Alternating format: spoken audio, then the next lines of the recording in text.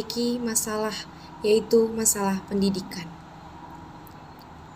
Menurut PISA, Program for International Student Assessment, Indonesia berada di tingkat 70-an dari 78 negara. Indonesia berada di tingkat 10 terendah. Kualitas edukasi di Indonesia sangat rendah. Permasalahan pokok pendidikan di Indonesia yang pertama, keterbatasan jumlah guru terampil, sarana dan prasarana tidak memadai, minim bahan pembelajaran, mahalnya dana pendidikan, mutu pendidikan rendah, dan minoritas bagi kelompok difabel. Yang pertama, keterbatasan jumlah guru terampil. Guru-guru terampil hanya tersebar di kawasan kota yang mudah untuk diakses. Salah satu faktor hal ini mengapa terjadi adalah karena minat dari guru itu sendiri yang memilih lokasi yang lebih mudah untuk diakses dan dijangkau. Hal ini mengakibatkan kesenjangan kualitas lulusan peserta didik antara pedesaan dan kota. Yang kedua, sarana dan prasarana yang tidak memadai. Hal ini banyak terjadi di sekolah-sekolah yang berada di pelosok, di pinggiran, dan juga di pedesaan yang masih minim sarana dan prasarana. Contohnya, kendala jaringan listrik, kendala jaringan internet, bahkan kendala akses jalan menuju ke sekolah. Yang ketiga, minimnya bahan pembelajaran.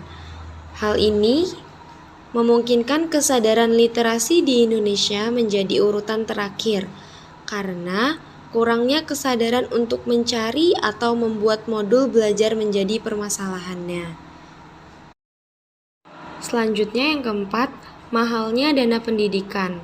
Meskipun sudah banyak sekolah-sekolah yang gratis seperti SMP negeri, SD negeri, SMA negeri, tapi tetap saja ada bagian yang harus dibayarkan atau tetap ada iuran untuk hal-hal yang lain.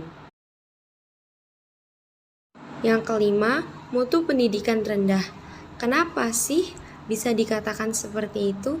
Karena pandangan masyarakat yang melihat jika pendidikan bukanlah sebagai kewajiban atas diri sendiri, melainkan untuk mencari pangkat, gengsi, dan mendapatkan gelar.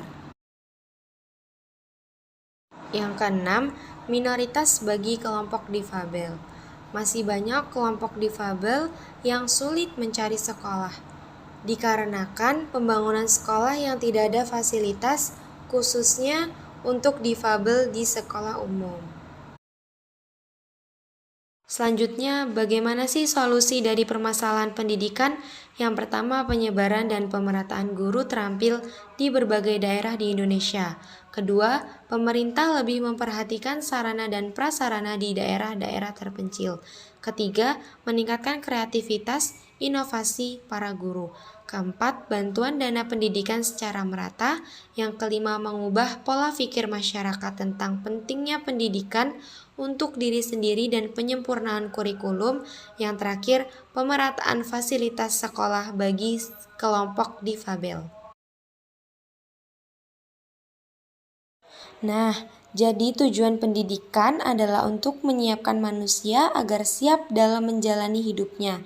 Pendidikan juga bisa membantu manusia supaya mempunyai skill untuk menjalani hidup.